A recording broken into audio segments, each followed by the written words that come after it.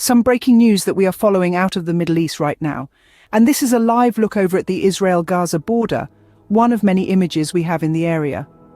The Israeli military saying it has eliminated about 100 terrorists over a 24-hour period, almost all of them during its operation at Gaza's Shifa hospital. In a 24-hour operational update released a short time ago, the Israel Defense Forces saying that at the hospital it eliminated 90 terrorists, questioned about 300 suspects, transferred 160 for questioning, and located weapons.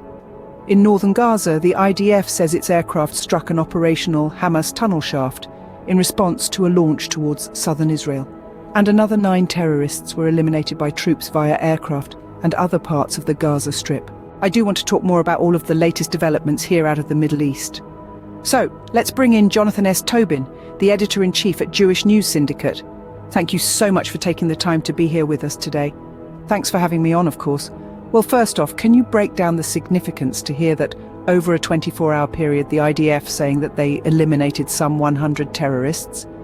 Yeah, I think what we're seeing there is that after North Gaza was cleared of Hamas infrastructure and organized resistance, the terrorists tried to infiltrate back, and they were using existing institutions like the hospital, which they had used before as command centers and for basically storing their hostages.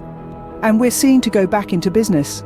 And what Israel is now doing in North Gaza is counterinsurgency and making sure that they're not going to be just in a sort of whack-a-mole conflict with Hamas, but that they are going to make sure Hamas gets no more, it does not set up in business again anywhere in Gaza where they've been chased out.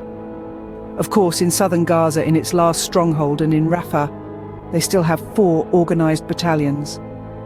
As long as that stronghold exists, Hamas will have a base to work from using these tunnels.